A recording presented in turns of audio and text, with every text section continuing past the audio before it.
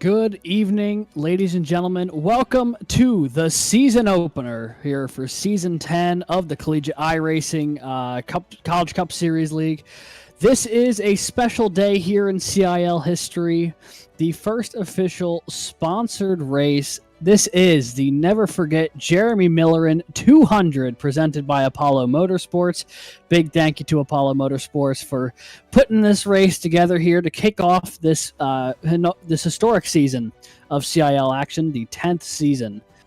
that we've had here for the College Cup Series. This is going to be a fun one. Coming to you live from the virtual Auto Club Speedway out in Fontana, California. My name's Alex Gagnon, and alongside me in the booth tonight, it is John Dinkle. John, welcome welcome back to the booth, I should say, for this season opener at Auto Club. Yeah, it's been a hot minute. It's going to be exciting. The start of the 10th CIL season at Auto Club. The lovely circuit. We've seen it in real life last NASCAR season in its final race in the real world, but it stays with us in the virtual world on iRacing. It's going to be a lovely race. The Never Forget Jeremy Millerin 200. I'm excited for this one. Yeah, it's going to be a blast. Auto Club has historically been one of the best CIL tracks as far as action on the track and producing some fun winners in the process. And you know, this is the 7th time in 10 seasons that the College Cup Series has come here to Auto Club. 5 different winners that we've had over those 6 races. So should be a fun one tonight as we zoom in to Auto Club Speedway. This is what it would have looked like about a year ago, John. If we looked at it now, probably a whole lot of dirt and scrap metal. Yeah, they're converting it into a much shorter configuration, apparently.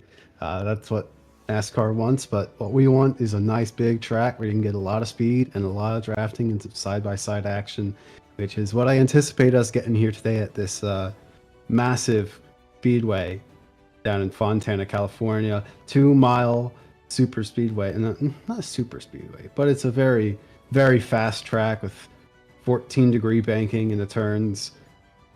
Man, it always felt like more to me. You know, it feels like it's a much steeperly banked track than only 14 degrees in the corners. But this thing, to your point, really does drive like a super speedway.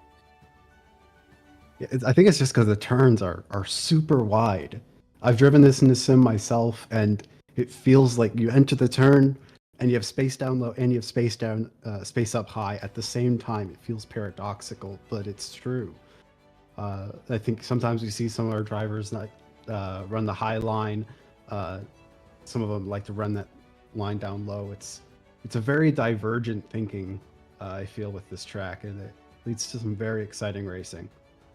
It really does. Taking a look at our cars that we're running here today, it's the big 3, Toyota Camry, Chevy Camaro, and Ford Mustang, that the trio that we see in a lot of these Cup Series races. 670 horsepower should get these machines up to 200 miles an hour on the straightaways with no restrictor plate here. And the 5-gear sequential shifter in real life has had some troubles on a track of this size, but in iRacing that's a bit more reliable, so it shouldn't be too big of a concern. We're looking at a pit window of about 45 laps, give or take, here today. So in a race that is 100 laps, we should expect to see them come down pit road at least twice, maybe more, depending on how the cautions may fall here this evening. Yeah, I am gonna be curious if there's gonna be some mad lad trying to make the 1 pit window work, either with some fuel saving during some cautions or just some clever drafting. I think it's very, very unlikely, I'll say, but I mean, maybe it'll work. If the cards come out your way, it's definitely something I think someone's gonna try. Yeah, it certainly could be, especially if we get a lot of cautions early and up front. But with that, looks like qualifying is starting to wrap up, so we might have an opportunity to take a look at someone's qualifying lap here in a moment to show you what it's like to take a lap around this 2-mile, now extinct speedway out in Fontana, which still is a bit of a bummer to the process in real time. But we will have that in just a moment, and then we should have the grid for you not too long after that. But for right now, I mean, this is the season opener, John. I mean, everything is fresh here at the start of season 10. Brand new opportunity to kick your season off with a victory and hopefully, find your way toward a championship season. But it all starts here. Yeah, certainly. Imagine with the playoffs, if you get the win tonight, you get a cruise through the whole season, just learning about the drivers who might also be with the playoffs with you, and maybe building a strategy on how you're going to tackle the rest of the races now that if you lock yourself in on this first race of the season. I know it's just going to take a lot of weight off your shoulders getting that first win so soon. Yeah, it certainly could be a great way in, especially because a win will lock you into the College Cup Series playoffs here. So you could take a lot of the stresses of the season out right away with a victory here tonight. You'll have 100 laps to try and figure it out here in this season opening race. But let's take a look here at a qualifying lap around Auto Club. We'll be on board with Ball State's Andrew Stagey here to kick us off here in our on-track qualifying appearance on what it's like to take a lap around here. As you can see, riding high off of turn 4 as they start their lap. Yeah, probably try to just get as much momentum as they can as they cross the line here. Going to do that crossover trick to get that to minimize the distance they travel, and I think Stagey is going to stay up on the high side, only going down by about 1 lane as they go into turn 2 here. Nice and that's tidy, a really interesting thing. oversteer. Yeah, that's the interesting thing about Auto Club is the fact that there are so many different lanes in the corner you can run. You hinted at it a little bit earlier, but it really does show. I mean, this is a qualifying lap here where even though they have another 3 lanes down there, they're only running that high side, thinking they'll get that good run off the corner. And it might work out for them, but I think we'll see a lot of cars in the race as well dive to that low side early, maybe try and take a lane or 2 off the bottom. There's just so many different ways around this track that it becomes it's very racy in the corners for that reason, but it also can get really tricky trying to scale down from 4 or 5 wide in the corners back down to 2 lanes on the backstretch. We've seen a lot of cautions coming off of turn 2 of cars not really realizing that they were 4 wide in the corner, and then all hell breaks loose. And that's one of the advantages of having that staffed spotter with you. An actual human up, talking to you in your ear, giving you information that the computerized spotters just can't really give you. Knowing if someone is up high, but they got to run on you, these computers can't tell, but the humans can. And it gives you that extra bit of information. I imagine there's a couple drivers here tonight who are going to have the extra person in their ears to help them with spotting, strategy, the whole 9 yards to give them the best chance of pulling home the win tonight. Yeah, the less you have to focus on the non-driving side as a driver, the better. So if you have someone in your ear telling you we got the strategy figured out, we've got an eye in the sky to keep you safe, that goes a long way. But I'm looking at the time here, John. It's just about 9 o'clock, which means in any moment here, the little warm-up session before the race will have concluded, and we will have a grid that we can present to you for the opening race of this event. When we get that, we will throw it up onto the screen here, but at this point, it should be any moment now.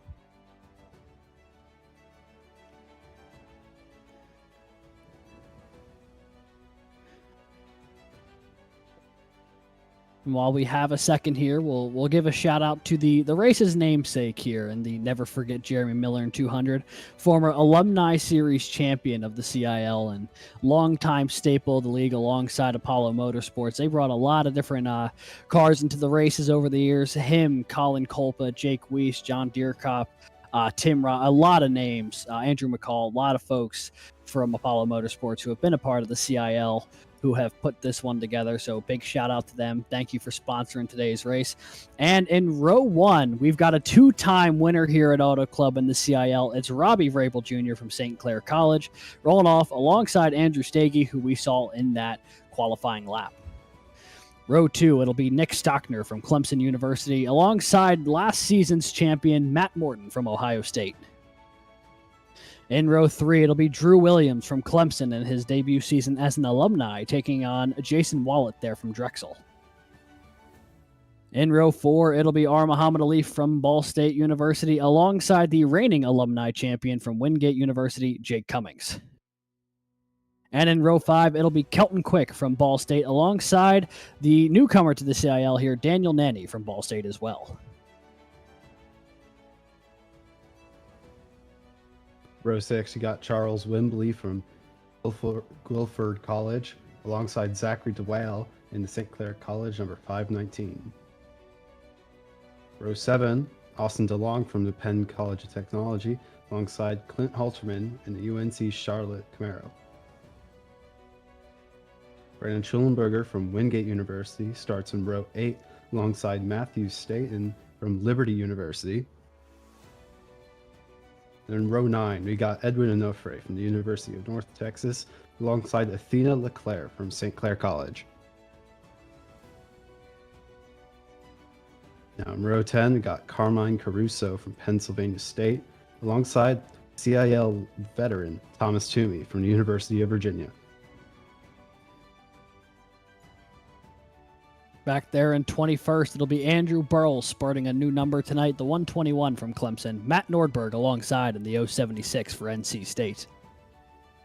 Row 12, you've got Baruch's Edward Sanchez alongside Lucas Moody from Ball State. Ball State well represented in this field here this evening. Row 13, you've got Ricky Paz from Valparaiso University alongside Michael Sidor from the Penn College of Technology. Back in 27th, it's Oklahoma's Sky Schreck and Dylan Godinez in that 808 for PCT.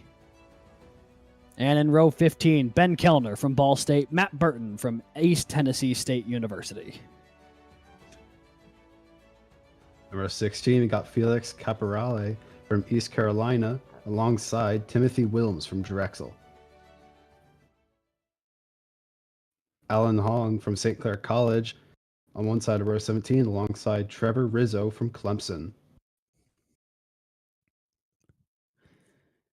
Finishing our final row, we have Ryan Whitlock from the University of Alabama, Huntsville. So a full 37-car field here tonight. It's going to be quite the race. Two-time Auto Club winner for the CIL, and Robbie Vrabel Jr. is on pole. He's got a lot of really fast cars, though, including Gen 4 champ Drew Williams, last year's reigning champ in Matt Morton, and that 88 of Andrew Stagey, who over the past season and a half has been putting in this absolute rocket ships, as far as him driving around this track. Should be an absolute blast. He's shown a lot of improvement recently. But the green flag's about to drop here on Season 10 of the CIL College Cup Series. Green flag is up in the air, and we are racing in the Never Forget Jeremy Millerin 200 from Auto Club, presented by Apollo Motorsports. That's some movement for the back in the back there.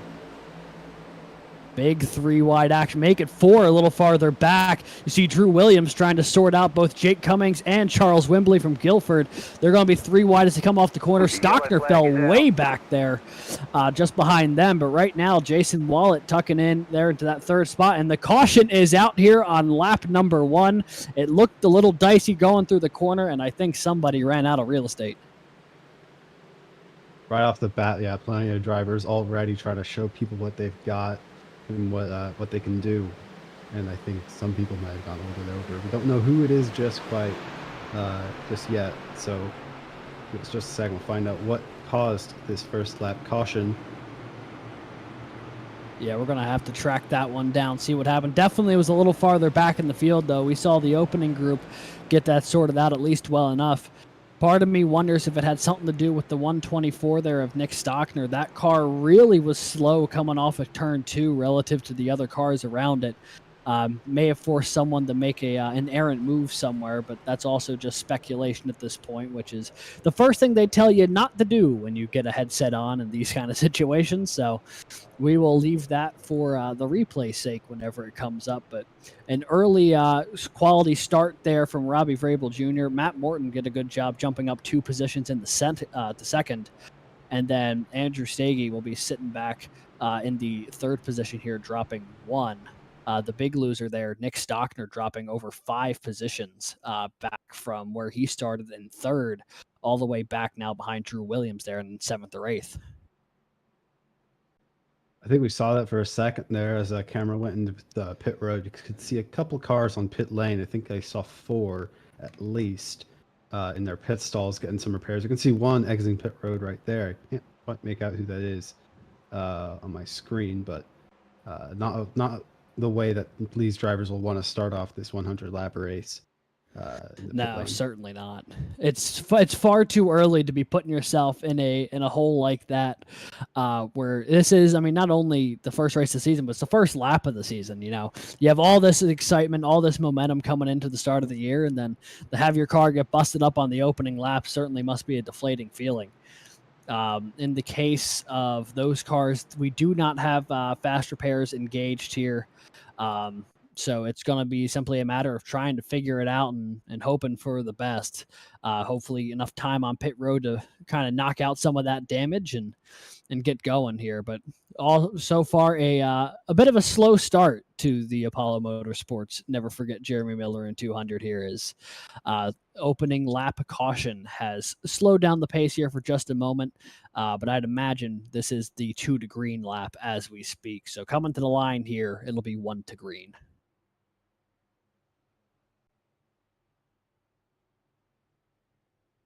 Looking right here at the number 1 car. That's our reigning champion, Matthew Morton, for Ohio State. Starting up front, keeping it nice and clean so far. I think that's exactly where you want to be to try to keep that momentum from the previous season. Just a place where you can decide exactly what line you want to take, bring someone in front of you dictating it for you, but got plenty of options right up front. Let's take a look at the replay here to see what brought out the caution on lap 1. Sounds like the 8 of Carmine Caruso from Penn State was involved. Oh, man, look at that. Yeah, that cars everywhere. There's a St. Clair car a little farther back that was way up in the wall. But looked like Lucas Moody may have been involved. Sky Schreck's, the front of that car is missing. The 19 of Ricky Paz is all beat up. Yeah, a number of cars collected in that early going there, John.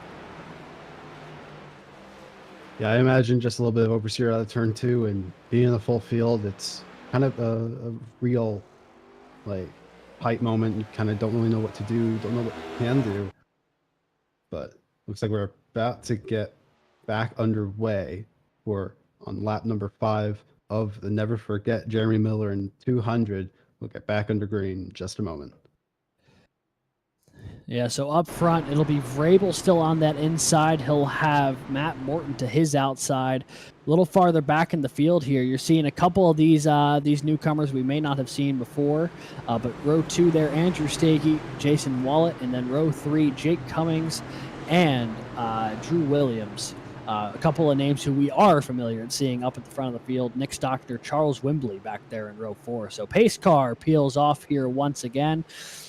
Barney's got that green flag in the air, and we're going to give this a second attempt here from Auto Club Racing once again, and already cars fanning out here as they hit the line. We got a really good start from the 075 to get away from number 1 of Matthew Morton. Yeah, Vrabel got shot out of a cannon. Rolling down the backstretch here. You've got Jake Cummings, who's right on the back bumper of Andrew Stagey. 3 wide into the corner. Looks like Williams sent it in low.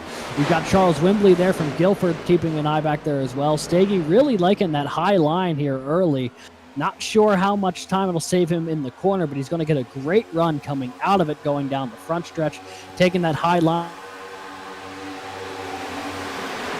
and taking Charles Wimbley with him. That 37 from Guilford glued to the back bumper of the 88 right now as they go into 1. Yeah, I reckon you actually might have scraped the wall a little bit. I feel like you can't actually go through a race without getting a little bit of your paint scheme bangs up. It's just a cool thing.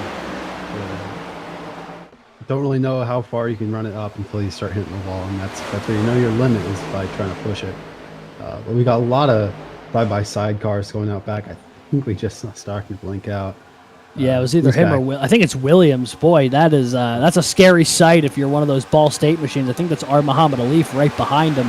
That car was gone the entire front stretch. Something must be wrong with the 123's internet, man. That is a tough situation to be in if you're any of those cars around them. But taking a look up high there, that 37 from Guilford, Charles Wimbley, he's on the move right now. So is the 30 of Daniel Nanny. Both of those machines closing up to the back bumper of Andrew Stagey there, who are on the back bumper of Matt Morton. So now into the top 5, almost the top 5. To Jason Wallet has gotten around Matt Morton for second place. So that Drexel Esports machine closing in on our leader. But right now, Jake Cummings not super happy to get passed by both Nanny and Charles Wimbley. And now that 100 machine from Wingate going to try and find his way back forward again. It looks like Stagey's taking away that optimal line that the 30 was trying to take down low, and it's now the threat of getting taken losing his position to the 37, getting bump drafted by the Wingate 100 machine. I think he has this line now. Steggy takes that second lane. Oh, way close. His thing is going to hit the wall a little bit there. Boy, the 30 of Nanny came right up to the back bumper of State. Luckily for both of those cars, they didn't get collected. That would have been a couple of Ball State teammates going at it there, and they're still duking it out going into one. Now Nanny looking low. You got Stagey up high with you've got Cummings and Charles Wembley directly behind them. So they're trying to watch this all get sorted out at the moment. But right now, those two Ball State cars ahead, that is where the sight to see is. You've got 30 now taking it out into that low line. He's looking about a lane lower than Stagey right now. I think in the defensive rationale, the 88 trying to move a little bit lower as he clips the wall coming off of turn 4. That might open the door for the 30 to squeeze on by and take away the 4th position. Meanwhile, up front, we got a battle for the lead right now. Jason Wallet is breathing down the back of the neck of our leader, Robbie Vrabel Jr. Yeah, last lap I thought we were gonna. I would have had a safe assumption saying that these drivers are gonna take a second, get in a nice single file line, and start playing the long game. But no, sir, they are gonna keep trying to take every position that they can. As you see, the number 12 underneath the 077 UNC Charlotte machine. These drivers are giving it their all, and it's only like the first quarter of the race. Not even. Yeah, they are, they always say patience in the opening couple laps is the way to go because you can't win a race on lap 10, but you can certainly lose it. That always is a message that seems to get lost on the CIL when it comes to Auto Club. You see so much open track in front of you, and you just say, I need to take it all right now. And that's why we get a lot of great battling throughout the race. But looking up front here, that 76 of Drexel here, Jason Wallet, he hasn't won a CIL race since the Daytona 250 back in Season 7, nearly a year today. So it would be a great moment for him to get his second career CIL victory, but to do so, he'll have to get around Vrabel. But it looks like the caution is out potentially, either that or my screen just lagged something fierce, and everyone looked really slow. No, I reckon you're right. I think we'll see. Yeah, the caution light is out on the track. So we are going to be under caution. I think this is lap 11. Caution is out here for the second time this evening in the Never Forget Jeremy Millerin 200. Looks like it may have taken place a little farther back in the field. We were on board with that fight for the lead, but right now we'll take a look for the replay to see what exactly happened. But what we do know, John, was up front, Jason Wallet was really getting into a rhythm, and he was closing down to the back bumper of Vrabel.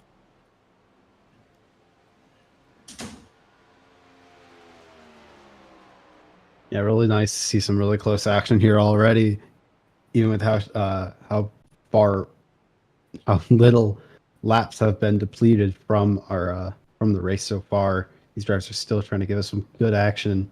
Are we going to see some pit road? Oh, we have a lot of action on pit road. It seems like almost everybody's going to take it. Yeah, so about everyone not named Nick Stockner coming down pit road here. There was about maybe 2 or 3 cars that stayed out. Looks like another Clemson machine or 2 staying out. So maybe they all were in agreement to stay out on pit road. But a lot of our leaders coming down pit road. So making their way down pit road there. You see Nanny pulling into his box, Wallet pulling in, Morton and Vrabel. It's so critical in this early going to make sure you hit your marks on pit road. The last thing you want to do is you see Vrabel overshoot his pit box. That's the last thing you want to do because then you could potentially lose track position early on here that may not be super easy to get back. So we're going for the long distance shot here, trying to figure out who won this race off of pit road. Looks like Matt Morton was second. Looks like Jason Wallet is going to win the race off of pit road there for Drexel. Then it's going to be Matt Morton, Daniel Nanny from Ball State, Charles Guilford, Jake Cummings, and I don't even think in the top 5 there we see Robbie Vrabel Jr. Yeah, it seems like a massive surprise. I have to wonder if maybe did you catch if they took 2 tires some of the field while he took 4? I imagine I'm not sure. I do know Vrabel overshot his pit box a little bit. That may have cost him a few seconds. Don't know if it would have cost him 6 or 7 spots like we're expecting here. But but that it definitely cost him a bit of time. So Jason Wallet will win the race off of pit road. Unfortunately for him, though, there was a few cars who stayed out, so he's not going to restart at the front of the field. He'll just restart at the front of the field on fresh tires with a handful of cars that are on the older tires still in front of him here. One of those cars who I think might need the wave around there is the 82 of Matthew Caporal from East Carolina University. But yeah, you can see here from the overhead cam about 4 or 5 cars who stayed out on track. So it looks like the 82 actually, one of those cars who stayed out. So about 5 cars who did not come down pit road. Nick Stockner in the 124.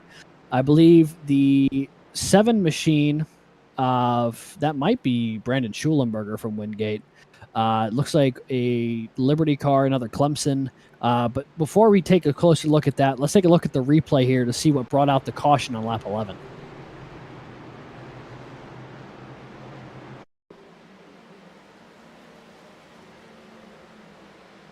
So you see Schulenberger, just gets tagged a little bit off the nose of the Liberty machine and Matthew Staton.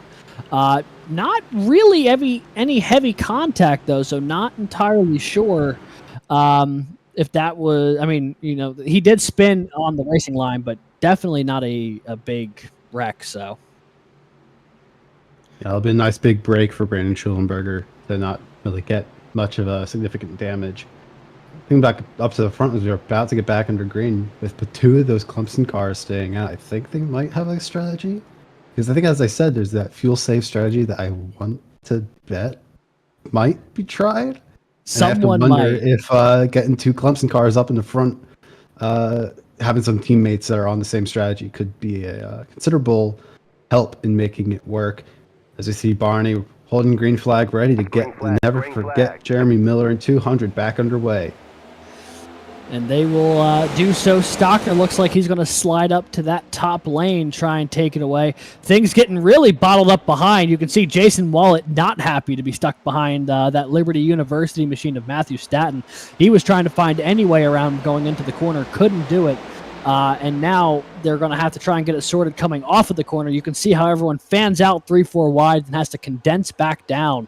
But taking that low line, not the move there for Wallet. He's going to lose out big time. Right now, Stockner trying to keep multiple lanes of cars behind him with Schulenberger on the inside and another one of his Clemson teammates on the outside who clips the wall coming off of 4. Really good start for Stockner here to try to keep the lead with the slightly used tires that he's going to be using here compared to the rest of the field. His teammate doesn't have as much luck, lost a couple positions it seems, but I think he's in a good position here to try to just stay calm and let the fresh tire gang to wear them out, trying to catch up to him, and then might be on even territory as we have Schulenberger looking down low to try to see if he can get side by side with Stockner here as we exit turn 4 and onto the front straight. They're going to be side by side.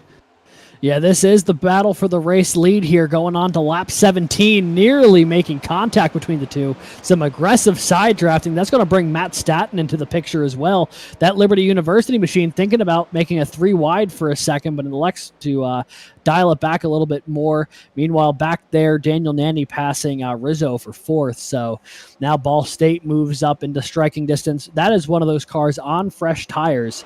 So we'll have to see if he can make short work of those on the older tires. This will be a big sign for cars later in the race to show how 10-lap older tires or so will fare against fresh if this comes down to a late race caution. Schulenberger getting way down there on the apron. Now still side by side with Stockner, neither one of them giving an inch. Stockner almost didn't let the 7 get back onto the track there. He was almost stuck on the apron, but they'll have to continue this battle going through the corner and back onto the backstretch.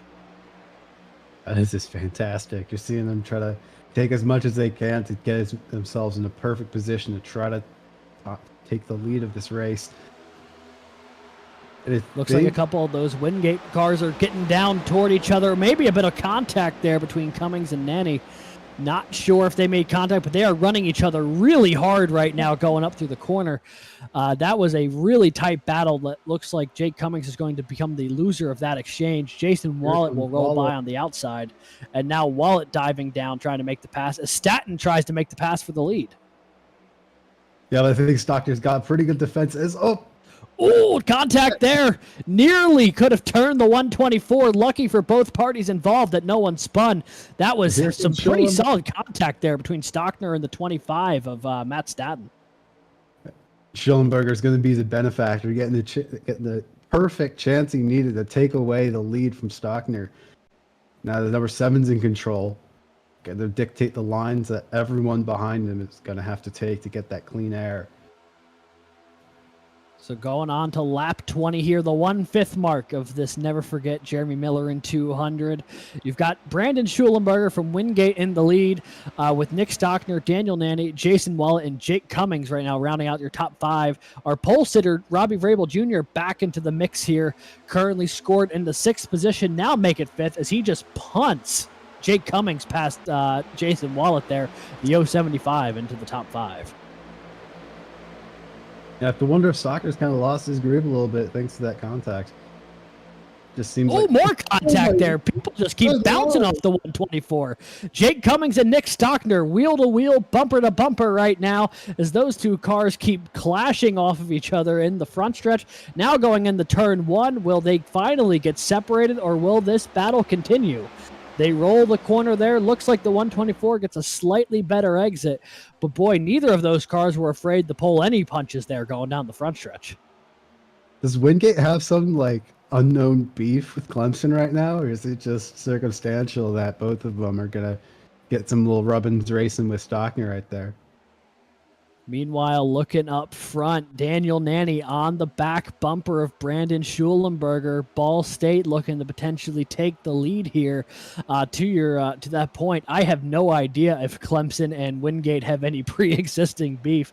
But now with Drew Williams currently sitting behind Jake Cummings, you got to wonder if this battle will continue between those two schools. As now Cummings looks to go around the outside of Stockner here. The 124 did not get a great run off the corner, and both Vrabel and Cummings will make the pass. And now they look to the inside of Jason Wallet for 3rd. Yeah, and that's just the effect of those worn up tires. I think he got a little bit of an oversteer moment that he wasn't expecting as he exited turn number 2 and just fell like a stone. You can see it. He's already alongside his teammate in Drew Williams. He's lost so many positions so far since the last restart. Right now, we've got a really heavy 3-way battle for 3rd. Is now looking at the lead. Here goes the 30 of Nanny to the inside of Schulenberger. The first car on fresh tires now taking the lead is going to be Ball State's Daniel Nanny. That is going to be the first time he has led a CIL race in his very short tenure here in collegiate iRacing. But now Ball State takes the lead here, going on lap 24, but he has got a train of cars behind him ready to jump on it and take the lead. Brandon Schulenberger hasn't gone anywhere, and that has also brought Jason Wallet onto the scene, not to mention the rest of those cars in that pack. We've got, 8 cars within a second of the leader, 5 cars within half a second. Yeah, but I think we got to see what Schulenberger's trying to try. He wasn't trying to take the lead back when he had a nice run off on the front straight. Was rather just going to give Nanny just a nice little bump draft. I think he's trying to do the fuel save. I want him to do the fuel save. Let's see it. Come on, Schulenberger. I know you can do it. Trying to speak the fuel save into existence here is co-commentator John Dinkle. Want to see if someone's going to try the one-stopper. It's in theory feasible. That being said, maybe not the optimal strategy, but someone might try it. Someone who has not come down pit road yet, so it would have to be one of Schulenberger or Stockner or the couple other cars that stayed out, but those are the only 2 cars who stayed out who are remaining in the top 10 to my knowledge. As lunging to the inside is Jason Wallet, the 76 looking to take away the lead there from the 30 of Nanny. However, he is going to be able to deal with that challenge aptly as the caution is out here around on the backstretch. That's another one of those Ball State machines, and he is not alone. I see the 44 of Carmine Caruso in there. That looks to be Ben Kellner of Ball State. But there was more than just those 2 cars that were around. But that is the car that seems to have maybe gotten the worst of the damage there is Kellner. Yeah, I think I saw 3 as we saw that brief shot on turn 3 there. I think there was one in the grass, another one spun out on the turn 3 apron. I'm not quite sure, but I think we saw you see the 808 there. I think that's I refer to my notes. I'm not sure. I think if you could fill me The in. 808 is Dylan Godinez of Penn College of Technology. Nearly had it. Nearly had it. Yeah, the my my note sheet at the moment very much incomplete with this being the first race of the season here, but we have a replay of the incident here involving Kellner, Godinez, and Caruso. Let's take a look here and see what happened.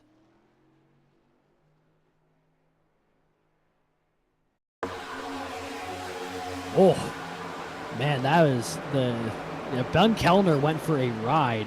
Heavy contact there, although I can't tell if that started with Godinez or Caruso. All three of them were on top of each other there. But Ben Kellner got the worst of it. And now those cars that stayed out on the lap 10 caution, bringing it down here to pit road for their first stop of the day. Can't say that's a bad idea. So you see Schulenberger, Stockner, Matt Nordberg, Rizzo, Trevor Rizzo, a couple of cars down pit road here. Yeah, maybe I confused this track with Las Vegas and thought these guys were betting men. But it is a safe option. I'll definitely say. I'll concede that much. To take this perfect advantage to kind of get on a bit of a different strategy. That you'll have the fresh tires now. You'll get some nice positions, but I think you'll be so far back in the pack that it might not really be worth it. I think it's just such a big hill to climb that unless if you're banking on another caution and the rest of the field then making their way behind you, and that caution be timed perfectly, it's not really going to pay off, I don't want to say. But I mean, we've seen races be quite unpredictable in the CIL before, so I'm anticipating that going to happen again. So don't count them out. When it comes to unpredictability, the CIL may be one of the foremost leagues as far as just anything can happen at any given point in time. We do know that every car still has to make at least one more stop down pit road. The big question mark is going to be with an estimated fuel window under green of about 45 laps. The cars that pit on lap 10, if they somehow get lucky enough to absolutely pinpoint that middle stop at lap 55, they still might not have enough fuel to get there on one stop. So for the cars who pit here on lap 27, they might be in really good shape because they have a much wider window where they can make their potentially final stop if this stays under green, while those who pit on lap 10, a much trickier situation, I think. Yeah, but we'll just have to see how it plays out, because I think it's still too early to call. We're only about 3/10 of the way through this race, so plenty of racing still to go, plenty of action waiting to be witnessed here as we're looking at number 30 Ball State machine on the front row for this restart. Are the lights out on the pace car? Are we ready to get back underway? Yeah, we are just about ready to get back underway. So right now, about to lead him to the green, it is Daniel Nanny of Ball State University, Jason Wallet from Drexel on his outside. Two cars that have been up near the front most of the day here. Wallet has spent most of the early part of this race as the second fastest car on track, first chasing Robbie Vrabel, now chasing Daniel Nanny. Back behind them, you've got Jake Cummings and Drew Williams. Two cars that know each other very well, longtime CIL staples, but the first time they're racing in the same division here as they're both alumni. Austin DeLong and Robbie Vrabel Jr. there in that third row. But the pace car has peeled off. That green flag is back in the air, and we are racing once again at Auto Club. Very nice start. Got a lot of room for the number 30 car. Back can't say the same. Looks like Matthew Morton is running right on the door of 519. Oh, here goes the 26. Edward Sanchez lunging to that high side, making it 4 wide. There was nowhere to go for those two cars, as now Sanchez is going to punt Austin DeLong well clear of that battle between Williams and Vrabel. Man, that 26 looked like it was launched out of a cannon in 1 and 2. Didn't know you could do the Chastain move at Auto Club, I don't think. Yeah, especially on lap 29, is now he does a little over-under action there on Austin DeLong. Edward Sanchez and Baruch College making moves here early on this run. He is up a number of positions here and is now closing in on Jason Wallet inside the top 5. Yeah, God, I think he's feeling really confident right now to just be making all these moves on all these cars. I think the 22 is going to have a bit of a run, but they seem to be buddies. Going to get some nice bump drafting going on here. Try to catch up to a lot looking in front of him. But Williams is not out of it. Going to look low on the 22. See if he can get his own moves coming on. Looks 3 wide here on the front straight. Yeah, and the loser of that exchange was Drew Williams. They went 3 wide, but he got no run off the corner, while Sanchez and DeLong very much did. So that battle will now become a 2-car battle there. So behind them, you've got Robbie Vrabel Jr., Matt Morton, and Clint Halterman 3 wide in the corner. That is 3 massive CIL names running side by side by side. Halterman will clear the pack, and then Morton. And if we've learned anything over these past couple laps here, John, if you're 3 wide, you do not want to be the car on the bottom. Yeah, because you just don't get to choose your line. It's so uncomfortable to have to be a completely out of control of where you can be on track, because both the cars up high might choose that high line, in which then there's plenty of room for you to go. But once they start running down low and you can't get as much of a run out the corner, and you just have to surrender your speed on the straight sections of the track, it's really not the place you want to be. As Williams is spun around, it's on the back straight apron. I don't know if he was able to save it. He might have been able to. The 123 of Drew Williams went deep into the apron there. Little either been a contact or some aggressive net code between him and Austin DeLong. They were battling for the 5th position, but now Drew Williams nowhere inside the top 20 as he had to go collect that car. I think he was able to keep it mostly off the wall. But because he was well out of the racing line, iRacing has deemed it not worth throwing the caution for. So really tough break there for Clemson and Drew Williams, and a very lucky break for Penn College of Technology and Austin DeLong. 26 still just making some super high confidence moves, now making their way past a lot. It's like they're on fresh tires right here. They're just moving through the pack like it's a hot knife through butter right here. He's now going to have a nice move on Nanny in the 30-ball state car. Now looking to the outside is Sanchez. Check their engine, please. That 26 is moving right now. He's up into 2nd. He's looking to take away the lead from Jake Cummings a moment ago as well. Worth mentioning, Jake Cummings took that lead away from Daniel Nanny, so the 30 has dropped back to 3rd. He's starting to fall back. Right now, though, that Baruch College machine of Edward Sanchez absolutely flying. That thing is on rails right now.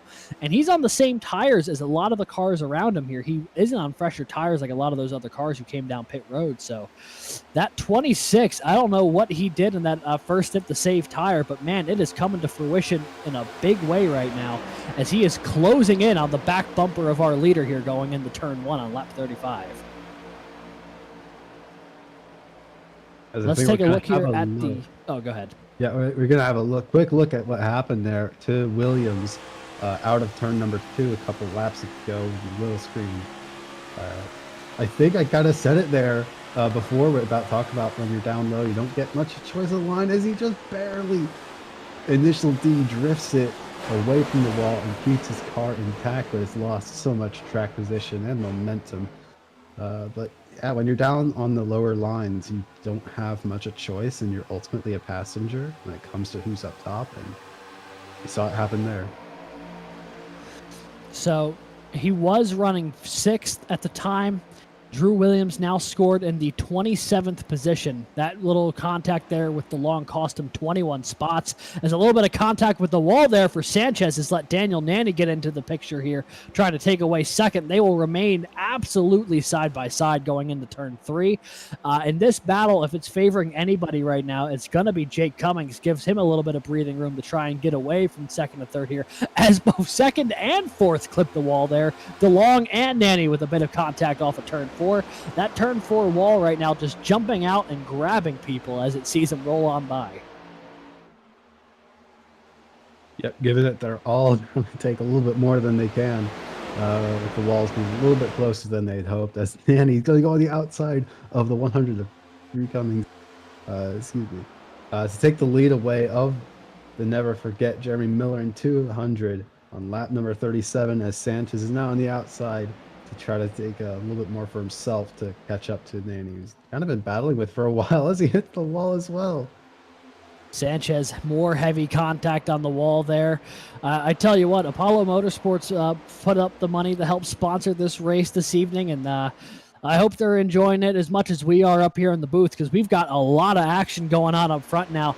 That 26, even after clipping the wall a couple of times, still very insistent in running that high line. But look who's moved into the top three. It is Ball State's R. Muhammad Alif, qualified inside the top 10. But hadn't really been visible most of the early going of this race, and at least in my memory, kind of out of nowhere. Now scored in third, less than 4/10 behind our leader, Matt Morton and Robbie Vrabel Jr. also trying to work back onto the scene. A couple other big names in the top 10 here. You've got Thomas Toomey and Zach DeWale all in that mix as well. So a lot of really fast cars now making their way toward the front here on lap 39. Yeah, I feel like up front it's kind of orderly. Pretty much it's just like on the straight lines. You see all the cars in the single file line. And you look back here and it's just like complete disorder and chaos, and side by side, even with the straight sections of the track, the drivers try to take every advantage they can and get as much chance to make a pass as they can. A little bit of wall contact there for Ricky Paz from Valparaiso. That'll let Wembley get by on the inside. It looks like another one of those St. Clair machines trying to slide up in front of him as well. That is Athena Leclerc going to the high side in front of Paz. Andrew Stagey looking low here, 3 wide with the Valpo machine in the middle. That gold number 19 running out of real estate is around. Him and the Wingate machine of Brandon Schulenberger both sideways on the backstretch. Out of the racing line, though, I do not think iRacing is going to throw a flag for that, shockingly enough, even though they spun down in front of several other cars. That could have been a non-super speedway big one. In the middle of the pack, such a bulky contact. Stockner's got some heavy contact. That car is not rolling right at all. Yeah, very unfortunate for a car that was up front for a decent portion of this race. Seems like they're still gathering speed. Are they going to stay out? I think they are going to stay out on track. Maybe it is fine. Maybe it was a bit of a movement from going on and off the apron, but I think maybe that was it. Going to stay out on track. Yeah, so the 124 is going to keep soldiering on here, but meanwhile, back up front, we've got an absolute hornet's nest going on just behind the top 10.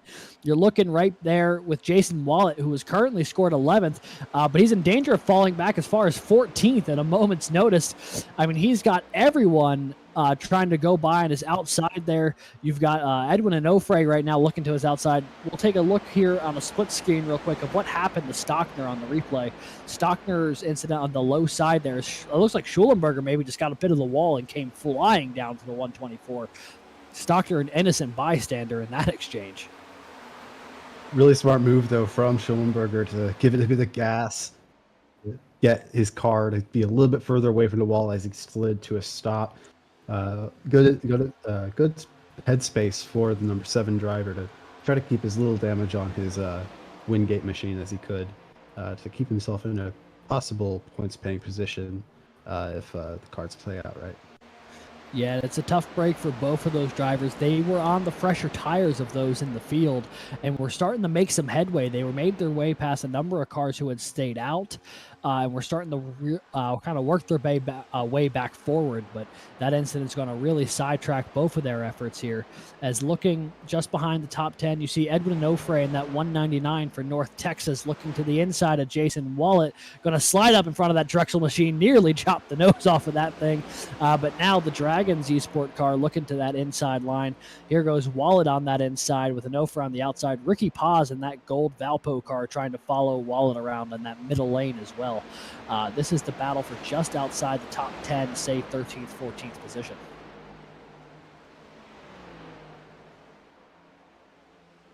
He tries to fight right back on a move on the side of 2.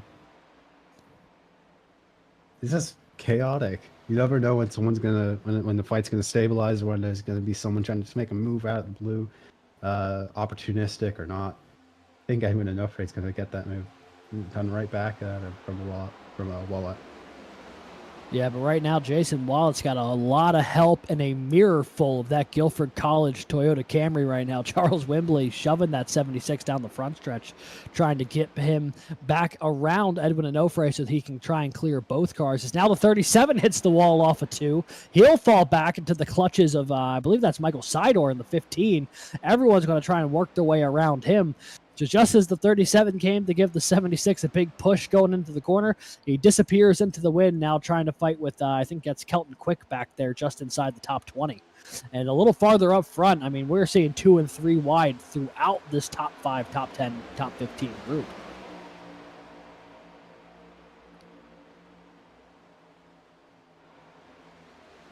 Ricky Paz running, I can't quite see the number on my screen, but running that is the I believe the 076 of Matt Nordberg he's side by side with at the moment, or at least was a moment ago. Thank you.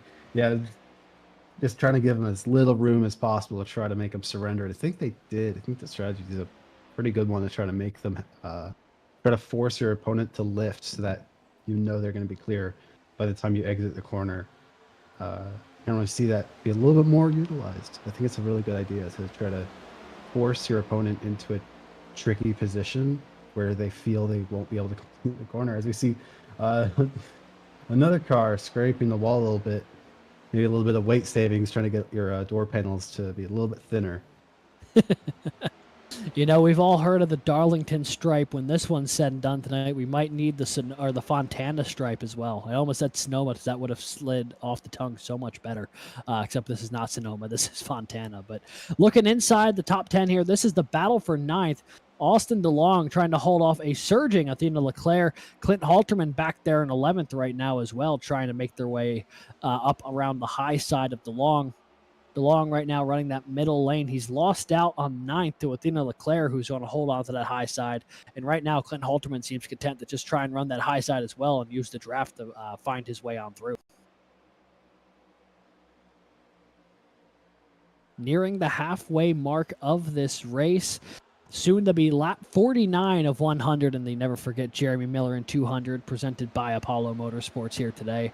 And John, for those cars who pit on the second caution of the race back there on lap 10, you got to start thinking we might see some green flag pit stops from those cars here coming pretty shortly. Yeah, I definitely would say so. I think the car we're riding on board as right now, the 519 of Zachary DeWale from St. Clair College. You can see his camera right there as he's taking along this line behind Edward Sanchez in the 26 car. Thinking on the pit stops, I definitely want to say I think it's going to come soon. Just with we've seen a lot of green flag, and I think everyone's going to be a little bit anxious on when either the next caution is going to come out or when they'll want to come down the pit road. I feel like no one's going to be thinking about how they have to enter it, and we could see some mistakes to shake up the field with someone messing up their entry onto pit road or getting a penalty too.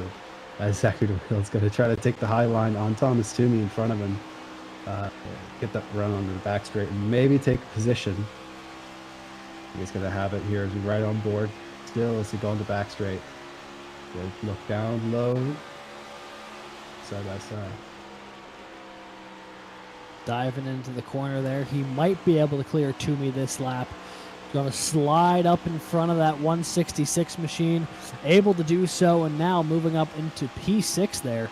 Zach DeWale from St. Clair College. DeWale, a 4-time CIL winner, although it has been a little bit of time. His last win came back in the summer season, the Gen 4 season of last year. So it's been a couple minutes here since Zach DeWale has won in the CIL. He would love to return to victory lane here if he can. Meanwhile, though, behind our leader, Daniel Nanny, you've got 3 former CIL winners, including a former CIL champion and former alumni champion. Right now, Daniel Nanny in that 30, showing them all what he's made of right now, and has got a nice 4/10 or make it 3/10 second gap there. All 3 of them running 3 wide are closing in on the leader. That has got to be a menacing thing to look at in your rearview mirror. Yeah, but I have to imagine he's telling himself, "Oh, coming bit of contact there." with Muhammad Ali, not former, but current Formula C reigning champion, I believe. But imagine Nanny's telling himself, these guys are going to be fighting. They're going to be burning up their tires. They're going to be burning up fuel as well, potentially. But, I can just relax. I can just chill. I'm up here. Don't have to push too hard. Morton's going to take down low and break that bubble. Nanny might have been sitting within. He's going to have to actually defend his position now as Morton pushes him up high to command his presence on the track into turn one here to make sure that he has the line that he wants to run. And I think he's going to take the lead unless Nanny can get a nice run out of the corner.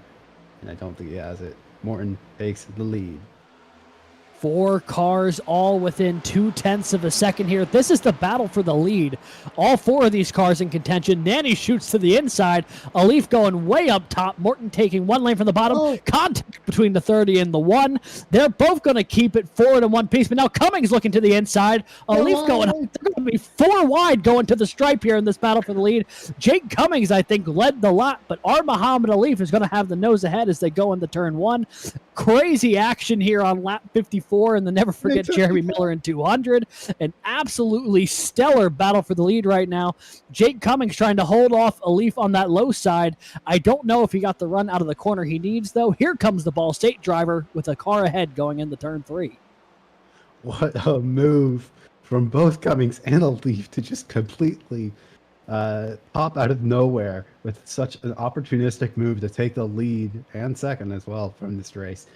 Morton isn't done yet. I think Nanny has lost a lot, though, looking to be about 4 or 5 tenths away from the leaders of this race. As we get an onboard camera of Alif here, looking back at the cars following him, and just see the other lines that they take as if you're looking back from a mirror. Morton on the low side, just running nice alongside, trying to get the side draft going to try to take the lead back. And it isn't going to work. Cummings going to stay with him and stay in that second position as we head into turn number 4. Yeah, this is one hell of a battle here. And all this battling is starting to let Daniel Nanny try and reel in the leaders here.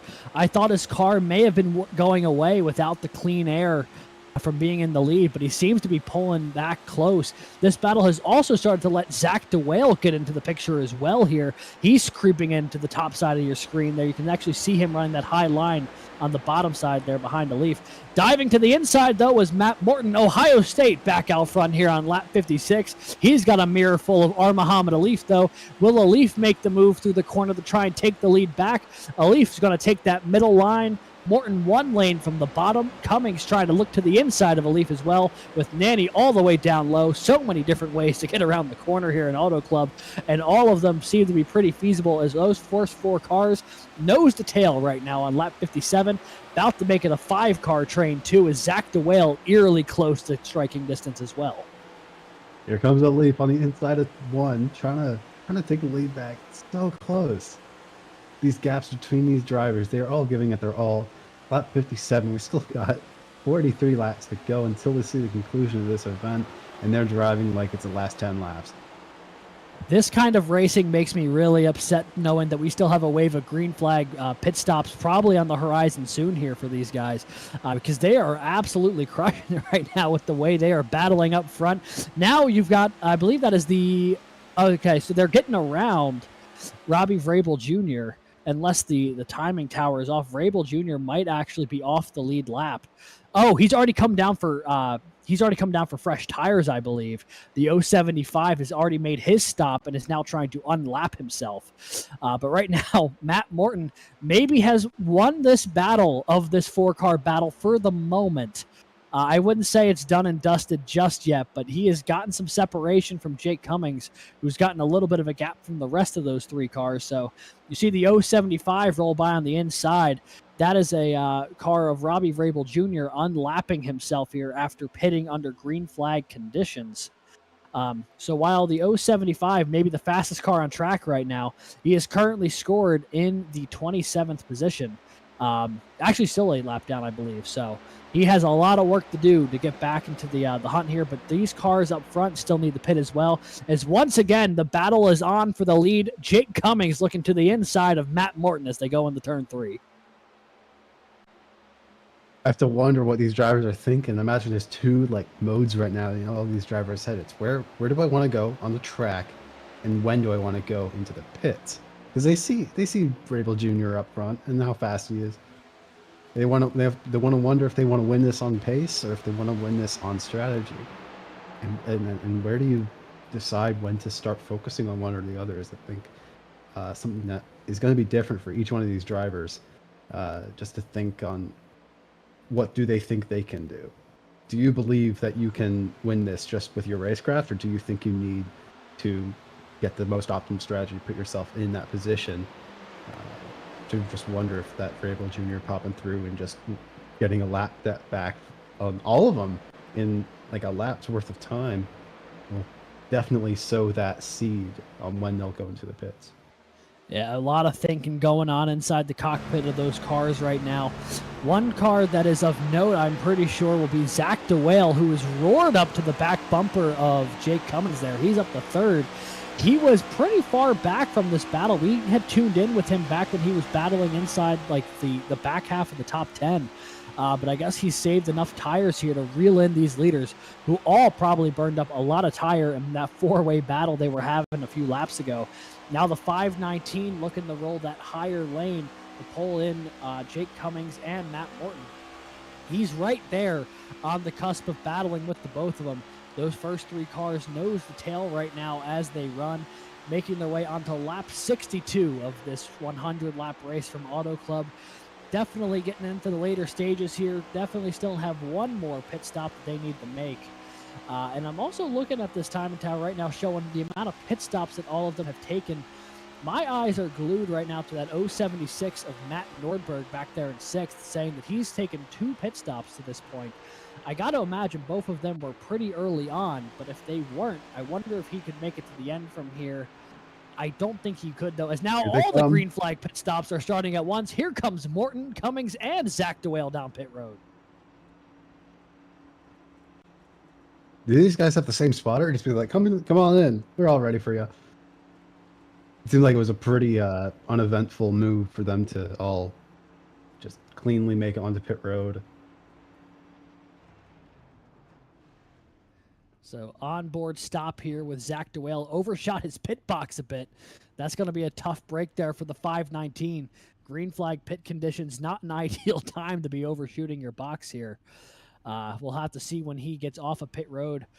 A little slow relative to Daniel Nanny in the 30. He's going to lose out to him. That was a position that he had earned on track. Few more cars going to beat him off of pit road there. Morton, Cummings, Nanny, and then DeWale. So only big change there was Nanny going up one and DeWale going down one. You see Stagey coming down pit road. I think Kelton Quick. So a lot of the Ball State cars coming down on the same lap here, with the exception of Armaham Relief, who's now coming down pit road, which means Matt Nordberg has inherited the lead here for an NC State. But you can see the difference between fresh tires and old tires. That is Athena Leclerc, who just ripped by on the low side there and made it look like Matt Nordberg was standing still. Doing the Schumacher move. Of some year I can't remember, but like that was a pretty ballsy one, just to go on the other side of the little car there. Nice bravery to just be decisive and make the most of what you can. We see Armaham Relief exiting the pits there, and looks like they've lost a lot of time on these other cars that pitted a lap ago. So I'm looking at our top 3, and it becomes top 4 actually. It becomes a very interesting situation because we're seeing Matt Nordberg, who's already come down pit road twice, so he can stay out a bit longer relative to the rest of the field. But then we're seeing 3 of those cars who took the alternate strategy by pitting on lap 27 there, and Matt Staton, Brandon Schulenberger, and Trevor Rizzo. Certainly an interesting predicament for all 3 of those cars now, because they still need to pit one more time. But they're definitely hoping for a caution here sooner rather than later. Try and maybe trap some cars a lap down so they have to take the wave around. They could pit and stay up front. You know, a lot of interesting circumstances there if you're those cars in the top 5. But you know, it's interesting to see. We saw Athena Leclerc unlap herself from Nordberg a moment ago, but that was, I mean, you know, currently running 5th and still barely clear of a full lap ahead. I mean, right now Matt Norberg's in a really, really good spot as he runs, but he's not going to be able to stay there forever.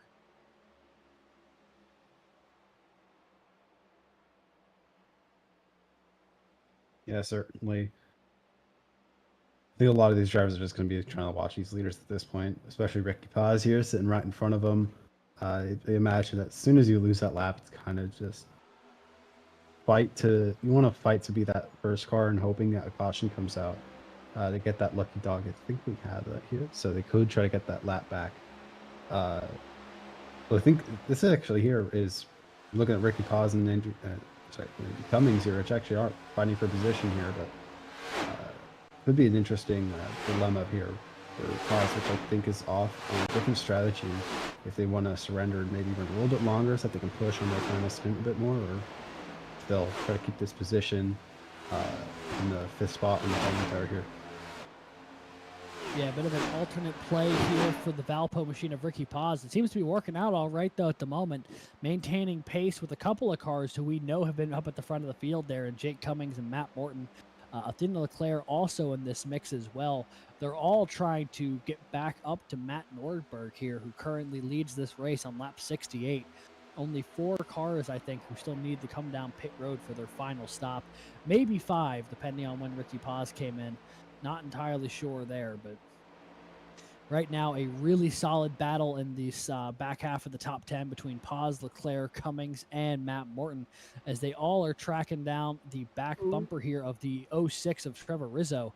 So this is now also the battle for 4th through 8th, as well as now the 06 goes launching backwards. He did not get a good entrance into the corner there on those older tires. Just gets eaten alive by the 4 cars behind him. In one corner goes from 4th to 8th. And now Jake Cummings will win out in that exchange, moving up to 4th, Ricky Paz in 5th. Yeah, that could have been a huge moment if some of these drivers weren't ready to take a bit of a different line, as I think we see Matthew Morton, not Matthew Morton, Nordberg exiting the pits, finally taking probably the last pit stop of their race here tonight. But and that will leave 2 cars on track ahead of our leaders who still need to come down pit road.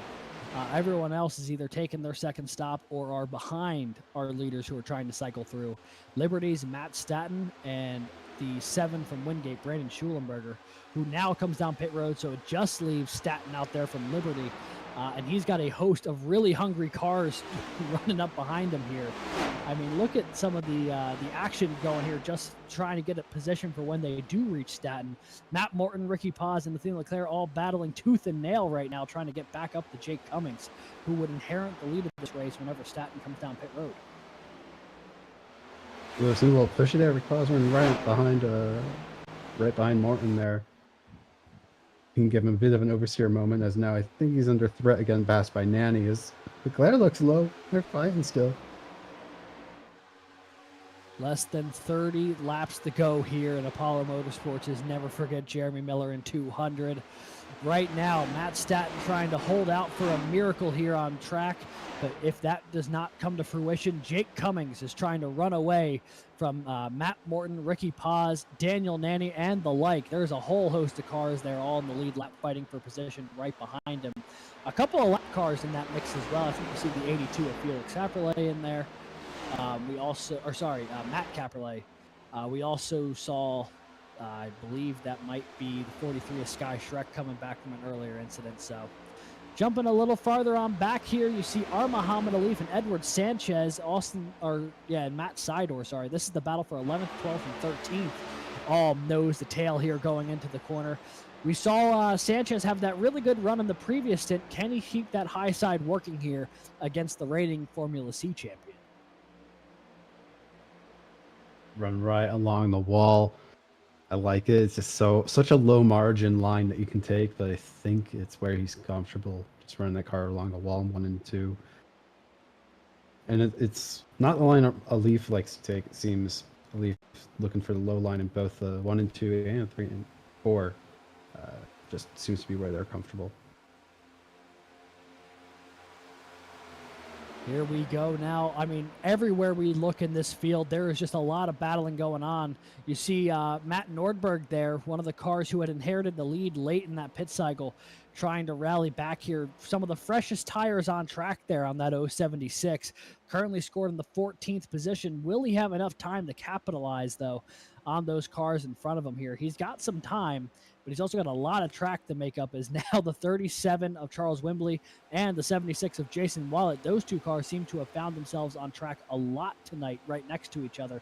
They continue their battle, as Drew Williams is also trying to rally back from that earlier spin. He's now scored inside the top 15 as well. And it looks like the final car of Staten has finally entered the pit lane, and Cummings has finally regained the lead of this race with on lap number 74. I think that's pretty much the last pit stop we're going to see out of anybody up top. Let's see if my numbers are... Yeah, with Staten coming down pit road, Jake Cummings has inherited the lead of this race. Although the question will be, can he keep the reigning College Cup Series champion and Matt Morton behind him? Daniel Nanny's had a really fast car so far tonight. Thomas Toomey's always a threat to win. Zach DeWale's always a threat to win. You got Clint Halterman at the end of Leclerc, Ricky Paz, Austin DeLong, or Muhammad Ali rounding out your top 10. Some really, really fast cars in that top group right now. Right now, taking on board the battle of second through fourth, you've got Morton, Nanny, and Thomas Toomey all kind of coming off the corner there, making their way down the front stretch. Less than 25 laps to go here, and then never forget Jeremy Miller in 200.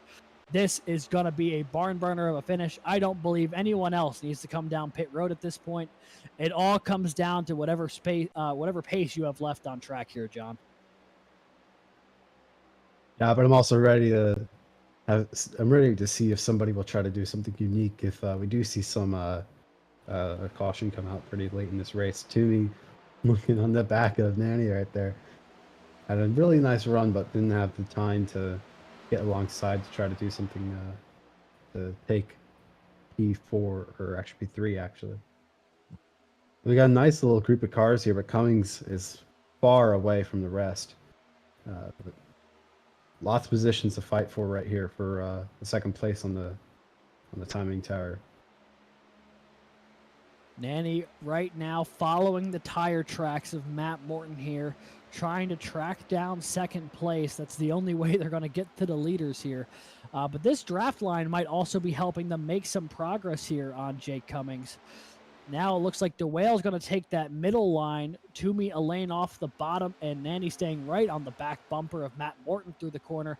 Toomey comes way up out of that corner, almost clips the wall, but they will remain in that straight line freight train here. Is now looking to the outside, a little bit of tandem drafting, and you can see Jake Cummings out in the distance there. That's the gap between this pack and him, about a second and a half right now. Cummings leads over this group. But with the draft they all have, you got to imagine they might reel in the 100 sooner rather than later. Yeah, I have to wonder if they have an agreement here not to fight, but what we saw in that one lap, this lap, I don't think there is one, because you have to ask yourself, do you want to fight and maybe get that extra position, but you're going to be sabotaging your ability to catch the leader if you're fighting for the whole rest of the race, where you have 22 laps to go. But if you kind of work with the people around you, use some bump drafting, and don't sacrifice each other's line, you could probably catch back up and allow all of you, the whole lot of you, to fight for the lead. And Jake Cummings from Wingate University won his first alumni championship last season in pretty dramatic fashion, trying to now pick up his second career CIL victory and his first in the next gens if he's able to get the job done here tonight. Currently leading by 1.4 seconds over Matt Morton, who is quickly becoming one of the winningest CIL drivers in the history of the league, already in the top 3 conversation for most CIL victories. He also won the Clash last week, so a couple of really strong competitors up front. And then Daniel Nanny has shown a lot of speed tonight in his first points-paying CIL race. Could he get his first ever CIL victory tonight? or will we see someone like Thomas Toomey or Zach DeWale break long winless streaks to go back to victory lane? All 5 of these cars, I think, have a pretty legitimate chance of getting it done if they can track down Jake Cummings, which is the question. They're starting to put a very small dent into that gap, but realistically, at the rate they're going, they might need a little bit of lap traffic help if they're going to get up there. As you see Zach DeWale making that move on the inside of Thomas Toomey, he'll take away that 4th position and slot in behind Daniel Nanny.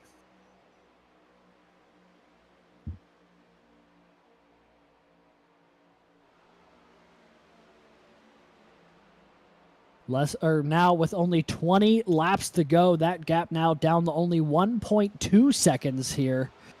Rolling right now, Matt Morton, Daniel Nanny, we've been on board with a couple laps here. They're all just trying to do what they can right now to see if they can track down our leader. Will they be able to do so in this inaugural, well, not our inaugural race at Auto, but our inaugural, never forget Jeremy Millerin 200. It's been a barn burner so far, into the final 5th of it right now.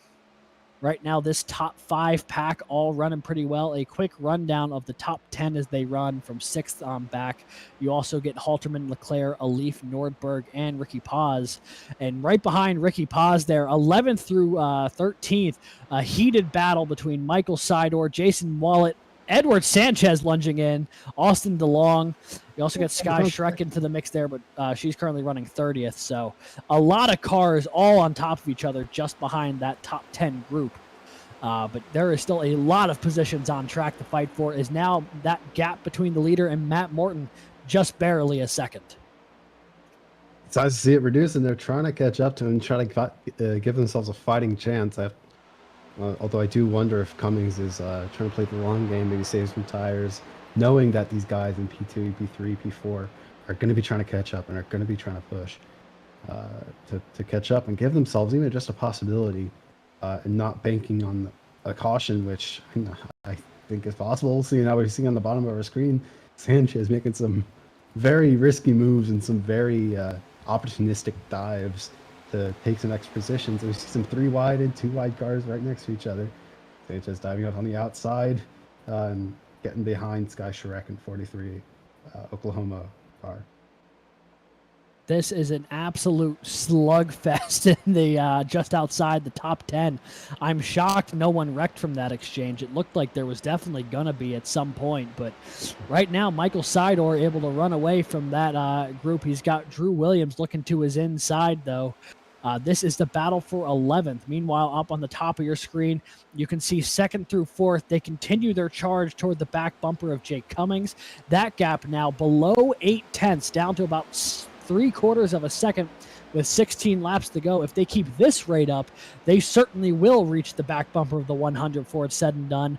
And then we might have a real fireworks show on our hands in these final couple laps. And even just there, again, the caution does not come out for an on-track incident as Sky Shrek and Ricky Paz make contact, exiting turn number 4 and hit the outside wall. That's the most surprising component of this. Is that was in the racing line. So iRacing wanting to keep seeing this green flag action and letting them race. We're gonna go motor racing. Up top here now, the full picture on screen. Matt Morton is there. 15 laps to go, 3/10 the gap between Cummings and Morton. He's pulled out about a 3/10 gap over Nanny as well. So right now, our reigning College Cup Series champion doing all that he can to reel in the back bumper of Jake Cummings, who looked like he may have had a little bit of trouble with the lap traffic there of one of the Ball State cars. Couldn't tell you which one it was. It may have been Lucas Moody or Kelton Quick. But right now, that 100 machine, only about a 2.5 car length gap between him and Matt Morton. 15 now make it 14 laps to go in this race, and the battle for the lead is on. Yep, Cummins needs to wake up, try to think about what line they want to take to try to keep Morton behind. Only a 10th and a quarter. Now just a 10th as they enter turn number 3. They're going to be fighting until the end, I could tell you that. Taking a slightly different line than each other. Just Cummings going all the way stops down to that apron. Sorry. No, don't worry. Cummings going all the way down to the apron. Now looking to the inside, maybe is Matt Morton. Cummings closed the door.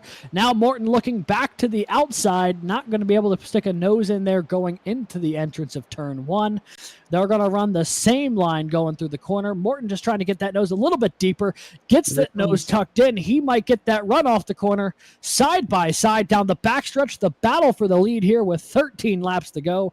Ohio State on the inside, Wingate on the outside with a couple more cars in tow. Here comes Ball State and Daniel Nanny looking to the inside as well. Cummins somehow got a little bit more momentum as he headed up down the back straight here, and was able to keep himself side by side as he entered 3. As they heavy contact. They're still leaning on each other. Here comes Zach DeWale onto the scene as well. 4 cars battling for the lead. Man, Cummings and Morton were glued to each other going through the front stretch. I don't think there was any sort of separation or lift from the 2 cars, as now the 1 gets loose off the corner. Cummings back to the lead here with 12 to go. Yeah, I have to wonder, what's Toomey thinking back there? Seeing this happen, seeing all these contact, all these little oversteer moments. Could get some nice opportunistic, I'm saying that word a lot tonight. Could get some cheeky positions off of an incident, but they're just giving it their all. They do not want to wreck. They're just fighting and having some fun, hitting some paint. I would not be surprised if you see a Wingate sticker on the side of Morton's Ohio State car by the end of this night. Yeah, there might be a Buckeyes logo on that 100 and a Bulldog on the 1 before it's all said and done. They've been trading so much paint out there tonight. But now Nanny to the outside looking to get ahead of Morton. He has that nose ahead as they get into the corner. Nanny taking the middle, Morton to the low side. That 30 gets a really good run through the middle of the corner. He's closed up to the back bumper of Jake Cummings. And with now coming to the line 10 laps to go, a 4-car battle for the lead with a lot of lap traffic ahead. That could be the deterministic factor for who's going to win this race, is who can fight their way through the traffic. These drivers all want to play their own race, but will they surrender to these leaders and allow them to get by? As Morton seems to get a very unfortunate position now, losing beat to Zachary DeWale, as he couldn't get behind Nanny there. But these the lap cars here, I don't think are going to want to surrender, because it's their own race too. Godinez here on the outside of Cummings here. He is going to get lapped. Cummings fights his way through. These poor guys, even more contact. It seems as Morton and DeWale lean on each other. Crazy action up front. All 4 cars under a blanket trying to navigate lap traffic. DeWale and Morton are now starting to lean on each other a little bit. That St. Clair 519 on the bottom. Splitting the 3 wide there was Matt Morton in the 1. They get around Caperlet from East Carolina. But this battle between the 2 has caused them to lose a bit of time to our leaders here in Cumming and Nanny. There is so much going on in this race right now in this top 4 group. Genuinely, any 4 of these cars could be our winner here. Thomas Toomey lurking in the distance, about a second and a half back of this pack as well. Should something crazy happen in these front 4 and they wipe each other out, he would be in prime position to jump on the opportunity. But right now has a little bit more work to do if he's going to get up into the mix here. Jake Cummings has to defend for his life here with 8 laps to go. Ball State's Daniel Nanny on the outside in second. Now it is Matt Morton in third for Ohio State, and St. Clair College's Zach DeWale in fourth. All 4 of these cars within half a second here with 8 laps to go, about to be 7. Who is going to be able to take this one and win the first race of the College Cup Series season for season 10? Martin going on the inside, and Nanny's going to take that second position back. He's fighting his way back up to Cummings, but DeWale's going to try to take a peek. They keep trying to fight over the same piece of real estate as Morton. It's a little bit wide after Nanny shoves him low. But he keeps it cool, keeps it collected, keeps it going straight. But look at Cummings. He's going to get the extra little bit of a gap, and they start bump drafting, knowing they have to catch back up. But the 075 standing in the way, going to take out so much time. Cummings looking in his rear view mirror, probably smiling as a green from left to right, seeing that this car's going to keep him a little bit behind. He can rest for a couple more meters, knowing that. Yeah, but he may not get a lot of rest from Matt Morton here. 6 laps to go. They've cleared Robbie Vrabel Jr. coming off the corner. At least Morton did for a second. Nanny and DeWale still working on it. But here they come into the corner. The gap, a 10th.5 right now. Matt Morton, a car length behind Jake Cummings. This could once again be the battle for the lead and the victory. When these two cars tangled a couple laps ago, they absolutely hammered the heck out of both of the sides of their cars going down the front stretch. Could we see that happen again here? Morton looking to the inside off the corner like he did a couple laps ago, coming off of turn 4. It'll be 5 laps to go at the line, side by side for the lead. Jake Cummings on the outside, Matt Morton on the inside. Here comes Nanny on the outside of this pack as well. All 4 of those cars, 2x2 grid as they make their way into 1. Maybe not each other again. Use so little space between 1 and 100. They make contact again and again. They do not want to give any one of them an inch of space. They want everything that they can get, and they fight down the back straight. Nanny, DeWale, slowly catching up. This is amazing. Absolutely incredible racing happening at the front of this field here. Physical, fast, and all over the place. This heavy contact again between the 100 and the 1. Looks like Cummings was trying to get a little bit lower. Morton didn't yield an inch. Contact was made, but neither car goes spinning into the infield grass. Instead, they'll remain side by side here. Morton now with a nose ahead, but Cummings hit. Oh, it's a caution. The caution is out with 4 laps to go. What did I tell you? Man, what a fight we were having up front, too. And now they're going to have to re-rack it and figure it out on the restart. Imagine yourself as one of these drivers. You have one decision to make. Do you get some fresh Goodyear tires? Or are you going to stay out? I want to stay out. But imagine if like the whole grid here, because it's been a lot of time. It has been a lot of time. I think a lot of these drivers are going to think that some of them are going to stay out, but I think there's a bug. What decision do you make? There is no right decision here.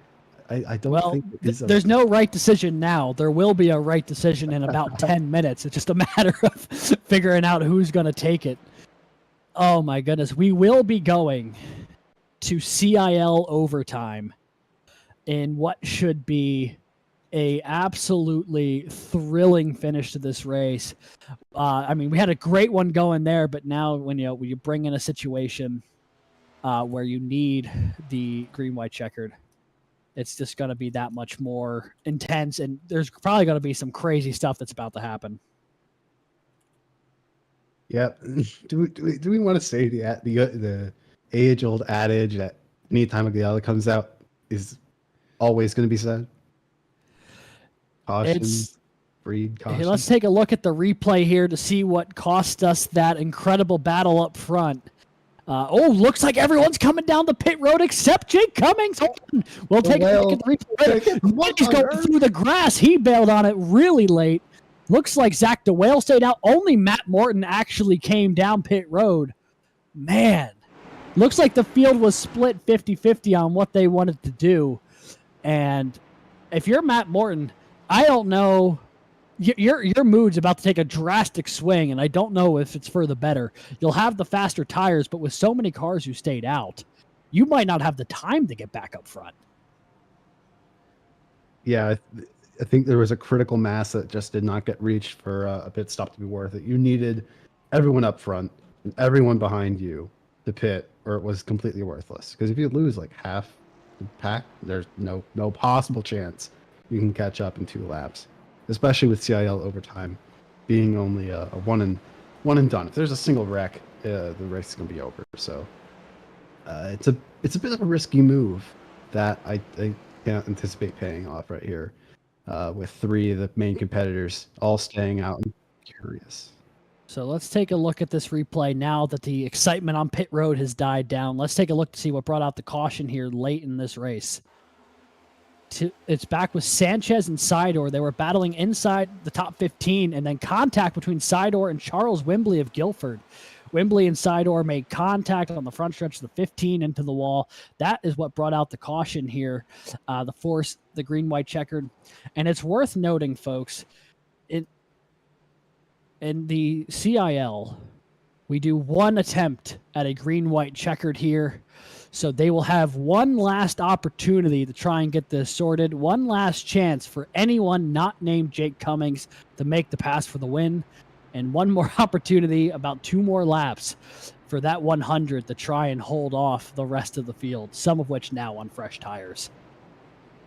Yeah, it's going to be amazing to see what some of these lads are going to try right here is get the first win of CIL College Cup Series Season 10. We're going to look at the entrance here under this caution real quick before we get back under green. Yeah, you can see everyone's coming down pit road, and then Doyle, and then especially Nanny bailed late just before that commitment cone. A little bit of grass, but he was able to get it back on track to avoid the penalty. But crazy stuff there. With this being the only attempt at a green-white checkered here, this is a big moment. The lights are out on the pace car. It will be 2 laps to try and decide this. The green, the white flag, and then the checkered flag. If a caution comes out with 2 to go, that will end the race. If the caution comes out during the white flag, they will likely race to the finish. It all comes down to this. You've got Jake Cummings and Daniel Nanny, row 1. Zach DeWale, Thomas Toomey, row 2. Matt Nordberg and Drew Williams, row 3. With Edward Sanchez, Charles Wembley, row 4. And then Halterman and Alif, row 5. So those are your top 10 here. Lights are off on the pace car. It is time for CIL overtime.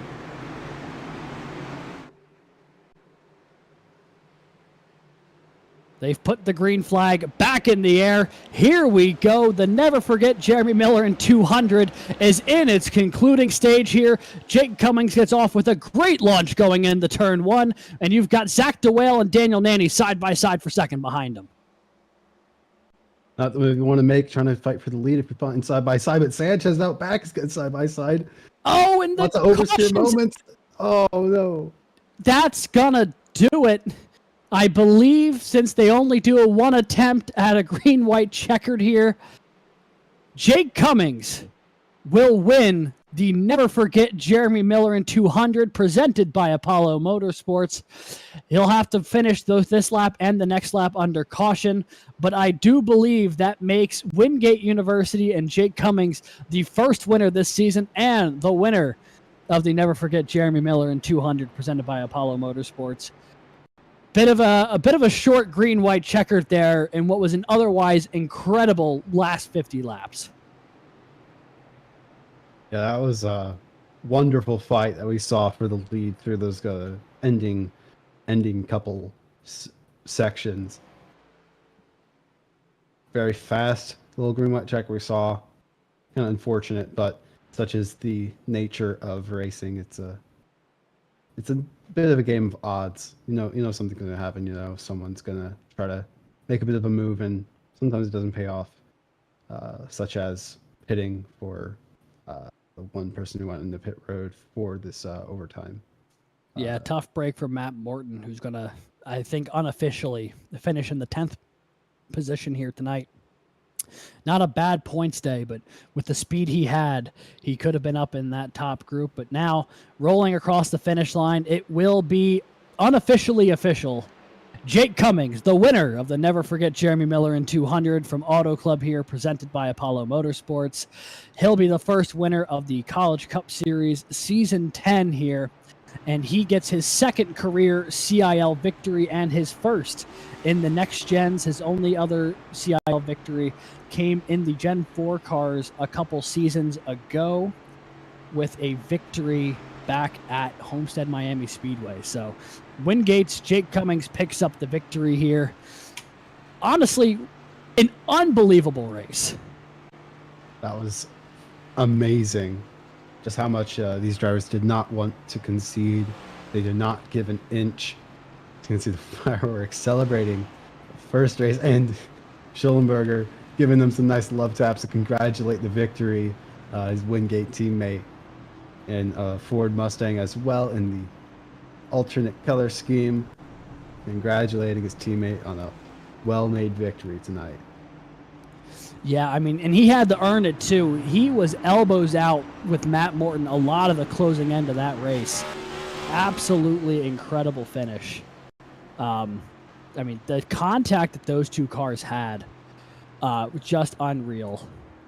I mean, but the 100 able to close it out and what was an otherwise unbelievable race. I mean, obviously a couple of cautions in the early going, but that was mostly green from about the 1/4 mark of this race all the way until the very end.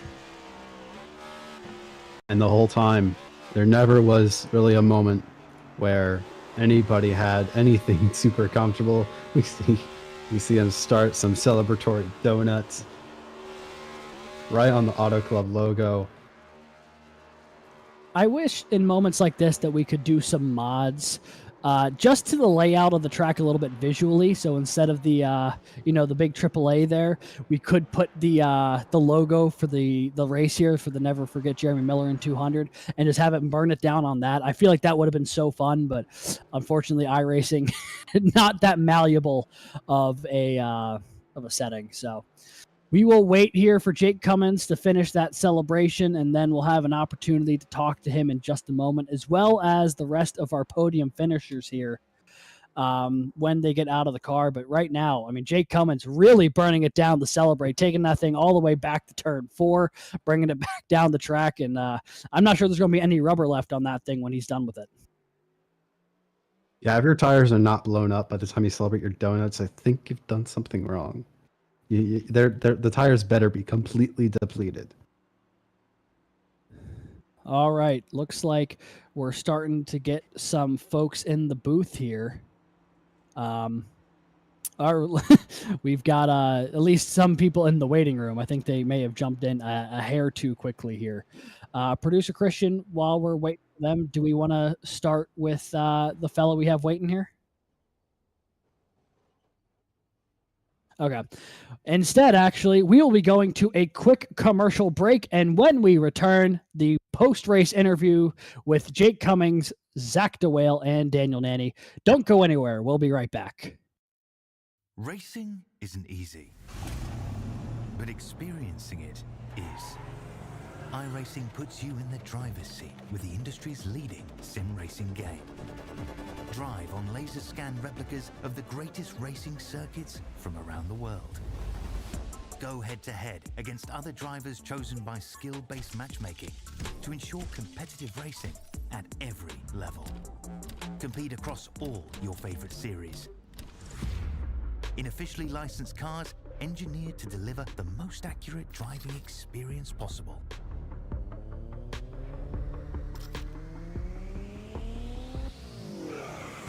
Join a race or host your own with players from across the globe. Race against the computer or in a league with friends. Feel the thrill behind the wheel. Visit iRacing.com. We'll start with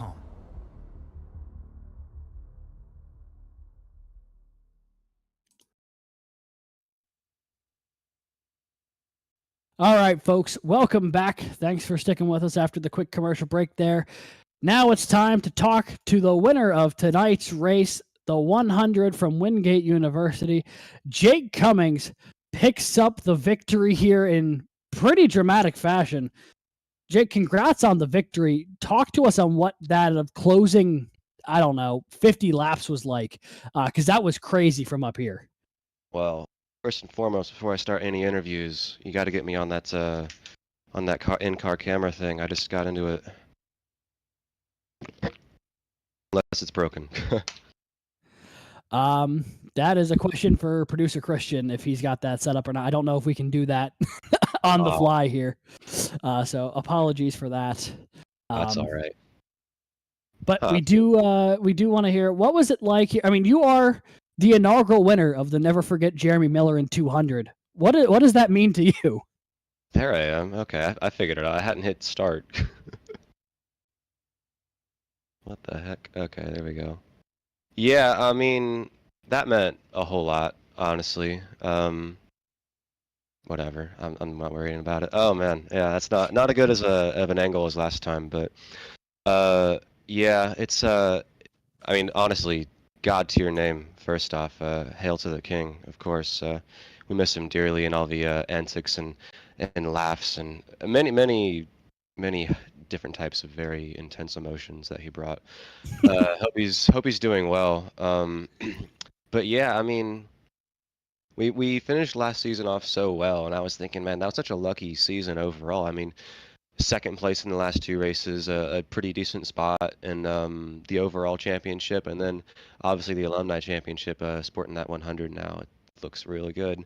Um, but yeah, it was a really good race, and I mean, I was telling my friends and other people afterward and during the race that it was a lot like racing at Michigan, just a few races ago, albeit a little over a month ago now, just because of how cold it was on the track. There wasn't a whole lot of tire wear for being Auto Club, which it was pretty interesting of a race. So it really was just that same sort of skill set that was required to uh, be up front and stay up front. Whenever I'm up front in one of these races, I'm thinking I'm burning way too much tire, but it just always ends up working out pretty well. Morton is like the king of saving, and he always got back up to me because you saw even once I had passed him coming up to speed out of the pits once we were getting our tires warm. It was I got like 1.6 ahead, and he was able to claw it back just 'cause I was pushing so hard. Because I was like, once he gets back into the slipstream, it's over. Because I mean, he'd be saving tires better than me. He'd clear me pretty well. But luckily, had a little bit of help from Daniel Nanny there in the end, and also some lap cars, more or less, to help me stay in that lead. And then, right when the caution came out, just, like a nose in front of Matthew, lucky to keep that lead, of course. And then, he called it when he went to the pits. I saw everyone behind me, and they were all looking like they were going to come to pits, and I was like, oh, I don't know. But then they all decided to juke Matthew instead of me, so I was fortunate. So once again, a lot of luck coming my way, for sure. And then, Matthew said it right after he pitted. Yeah, congrats, Jake, because they're just going to wreck right like immediately. I'm pretty sure we almost always do. Because even at a track like this where it is pretty high tire where generally I was just like, no, I made the mistake before pitting at this track back in like season 8 or season 7, I think. Yeah, it was a year ago now almost. I was like, I'm not doing that again. But yeah, so that exact same thing happened, and it was really just about going as soon as you hit the restart zone, get as much of a gap as possible, and then yeah, just not dying through turns 1 and 2 because we had no idea what the tires are going to be like. But yeah, I heard when they're saying, "Oh, they're wrecking," I'm like, "Oh yeah, let's go." But yeah, so I really did not think that after having such a good season last back in the fall that luck would continue for this season. I was thinking I've drained all my luck. I'm in a house where the Wi-Fi likes to cut out at random times. No idea if I'll be able to finish the race or not. But it didn't, so that's good. And yeah, I mean, it's great. Yeah, I got off late from work tonight. Kind of came in late. Had to fix a few computer issues, set up an Ethernet cable real quick. Didn't get much practice time, but that's the kind of races that just tend to go well, the ones you don't over prepare for. So yeah, it was really fun, and honestly, that, like I said, I cannot wait to tell everyone that I'm the winner of the Never Forget Jeremy Millerin 200 from Auto Club, and that's that's great. It's quite the high honor. Well, I still got you here. Do you got anybody back home who you'd like to say a special thanks to? Yeah, definitely.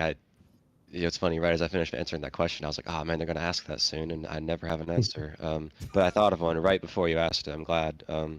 But yeah, I moved into a new room just a few days ago. I was in Florida for a good month over the break. That's why I wasn't on iRacing or doing any sort of racing. Just got back on the 10th at like 1 a.m. Was super sick. Couldn't set up my room for a few days, and just got to set up the other day. And then had my first day at work at a new store location, and that was interesting. Got off late, like I said, had to set up a few things, and so yeah, I mean that's for all that to happen, and for this to still, to still get that top result was really great. And I have to thank my sister and her husband, who's also named Jake, really weird, for allowing me to be here for a few more months before I get my own apartment and become like a real adult, I guess, before going back to the student section for Converse. So a big thank you to for them for letting me be here for a few months, and thank you to you guys once again. I'm liking these new graphics I'm seeing on the screen. It keeps on getting better, huh? Yeah, it's the graphics are quite nice. Producer Christian says thanks for that as well. But congrats again on your victory there, Jake. Way to kick off the season with the victory here in the Never Forget Jeremy Millerin 200, presented by Apollo Motorsports. Yeah. Congrats and enjoy the rest of your evening. Yeah, thank you, man, and rip to them. Yeah, so long, Apollo. Yeah, goodbye, guys. Have a good night. That was Jake Cummings, our winner here tonight from Auto Club. Now let's take a second to talk to our second place finisher. It is St. Clair College's Zach DeWale back on the podium here. Zach, congrats on the finish. What was going through your mind in that final stint there? It looked like, had that late caution not come out, you might have had a chance to go up there and take the win away. Yeah, I mean, that's kind of what I was thinking too, but just didn't work out that way. Honestly, right as the caution was coming out, I felt like I was getting a really big run up off the high line. But I mean, I can take second. I can be happy with that. Didn't qualify too well, so a podium wasn't really expected, but pretty happy about it. Yeah, you found yourself in a bit of an interesting position there when we were going into overtime with the pit road. Was there any sort of plan or contingency you were thinking of? Oh, I was never pitting. I was never coming that pit road. Yeah, it's all about mind games at that point, right? Like you can't just show your hand clearly and be like, yeah, this is what I'm doing. You gotta play a little bit of mind games and keep guys on their toes. So that's what I was all I was trying to do there, and looks like we caught old Matthew Morton out there. So that kind of gifted me the podium, so we'll take it. Yeah, it certainly seemed to work out there. Both you and Daniel Nanny both went way deep down pit road before deciding to not do so, and that ended up being the right call. It looks like based off of where all of you finished. But while you're up here in the booth, anyone you'd like to thank or shout out here for your podium effort here tonight? Yeah, absolutely. As always, I haven't got to do it in a while. Trent and Chloe, new friends I got watching. Emily, Riley, Jordan, all the OWR guys. Very fun race. Happy to be back up on the podium. Hopefully we can see you next week. Yeah, well, hopefully we will see you up here indeed. Welcome back, not only to the CL, but welcome back to the CIL podium here with your second place finish here tonight. Congrats again, and we'll hope to see you soon. Yes, sir. See you next week. That was our second place finisher, Zach DeWale from St. Clair College. And rounding out our podium tonight, the podium and the official CIL points paying debut here for Ball State, it's Daniel Nandy. Daniel, congrats on the podium here. That car looked wicked fast all night, man. It was just a matter of if the finish finished out the right way. How close do you think you were to picking up the victory here tonight? Well, I was feeling good up until I hit the wall when I was leading. So, the 12 seconds of damage really hurt me, and just having the car build loose over the race was just unexpected. Yeah, we found ourselves in both you and about like 5 other cars were in an interesting position. You were fighting for the lead, found a caution that was going to lead us all into overtime. But yeah, the question, were you going to pit or not? What was like going through your head, just seeing the cars ahead starting to veer into the pit lane? What were you thinking? Well, I was expecting the leader Jake to come in, but coming to the final pit stops and during that last caution, I was only debating on whether if Jake came in or not. If Jake would have stayed out, I was going to stay out, and I knew there was only one green light checkered, so I had a gut feeling that there was going to be a caution right away, and my gut feeling was right. Yeah, it certainly was. That caution came out mighty quick. And it looks like at the time of caution, just a sliver of a nose behind Zach DeWale there in that battle for second. But, still a podium here to kick off your College Cup Series campaign here with Ball State. Anyone you'd like to thank or shout out here following your podium here tonight? I'm going to give a huge shout out to the entire Ball State esports team. They welcomed me with open arms for the season, and I was not expecting to have this opportunity at all. So thank you to Dan and Brandon for contacting me and bringing me on over. And Elif, he did very well tonight. Unfortunately, he waited a little too long during that green stop pit stop, and he would have been in contention as well if he would have pitted with us. But yeah, I have to give a huge shout out to my mom as well. She watched the race, and hi, mom. But yeah, I actually have to give a huge shout out to you guys for broadcasting this for everybody. Well, thanks for joining us up here in the booth, Daniel. Thanks for putting on quite a show on track, and we hope to see you up here again real soon. Thank you. And that was Daniel Nanny, our third place finisher here tonight, representing Ball State and Ball State Esports. A great way to kick off the season 10 here for College Cup Series action and the Collegiate iRacing League. John, I think we got treated to an absolute barn burner tonight. Yeah, that was absolutely ludicrous. As soon as we got that green flag action, it was just smooth sailing, no cautions. That was a nail biter. I was literally biting my nails because that was such an amazing race. No idea who was going to take it because they were just giving, taking. One person would be in the lead, the other person would be in the lead. It was a wonderful give and take that I really want to see as we continue through this awesome CIL season. Absolutely. So with that, I do believe it is time for us to do our final grid rundown of tonight's Never Forget Jeremy Millerin 200 presented by Apollo Motorsports. Wingate's Jake Cummings finishes with the victory here tonight, 0.2 of a second ahead of Zach Dewell from St. Clair College. Daniel Nanny from Ball State will bring it home third. Matt Nordberg moves up 18 spots from 22nd to 4th to bring it home in 4th place tonight for NC State. And Thomas Toomey rounds out your top 5 for the University of Virginia. Drew Williams for Clemson in 6th. Charles Wimbley from Guilford College in 7th. Baruch's Edward Sanchez was having quite the night, and he'll bring it home 8th. Muhammad Ali for Ball State in 9th, and Matt Morton lost out on that last pit cycle there, and he'll bring it home 10th for Ohio State.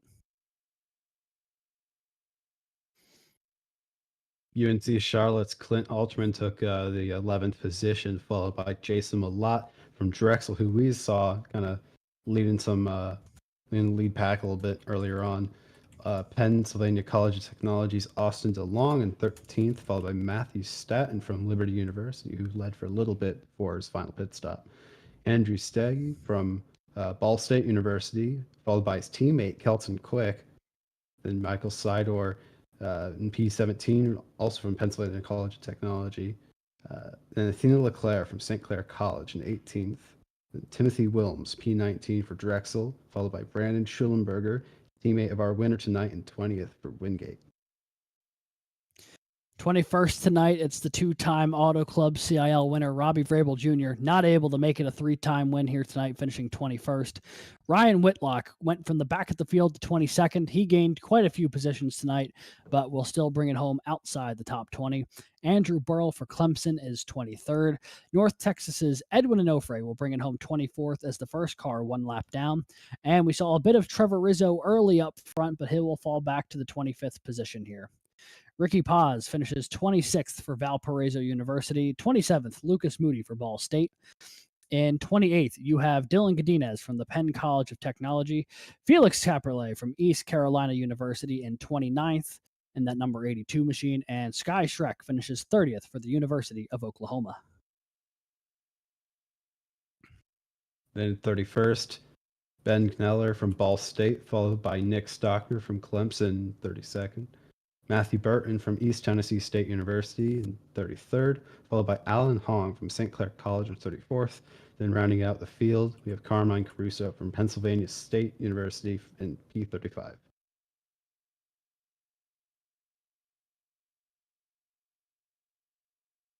Well, that's going to do it here tonight. from the Never Forget Jeremy Millerin 200 presented by Apollo Motorsports here tonight from Auto Club Speedway. Long race name, but man, was it a lot of fun. So, any final thoughts there, John, before we wrap tonight's show? I'm just excited for the season. If we see that same level of action for the rest of the season, it is one to remember, and I am all for that. Can't wait to see it. It's going to be a blast. Coming up next in the College Cup Series schedule, looking ahead to next week, Monday, January 22nd, we're going to Charlotte. Should be another great race. The Love and Hate 200 here from Charlotte Motor Speedway. That is going to be a stellar race, I do believe. That is another one of our sponsor races, I believe. That is presented by the Familiar Strange. So tune in to that one. Same time at 9 p.m. Monday night, pre-show starting at 8:30 p.m. But if you can't wait a week for the next Collegiate iRacing League action, we've also got races upcoming in both the Formula College Series and the College Prototype Challenge. First up in Formula C, though, January 17th, that's 2 nights from tonight on Saturday at 8:45. They're taking on the Japanese Grand Prix from Suzuka International Racing Course, so that should be an absolute blast from the Formula C side of things. And then in the Collegiate Prototype Challenge on January 18th, Thursday night, it's the Indy Grand Prix from Indianapolis Motor Speedway, the first points-paying race of that brand new Collegiate iRacing League series, so be sure to tune into that as well. All 3 of those on the upcoming week. Formula C on Wednesday. Thursday, you've got the College Prototype Challenge. And then on Monday, we're back to College Cup Series action. But for everyone here at the CIL, both the administration and the drivers, our production staff here in Christian and Keith, along with our co-commentator tonight, John, want to thank you all for tuning in. I've been Alex Gagnon, and we will catch you next time for more College iRacing League action. Good.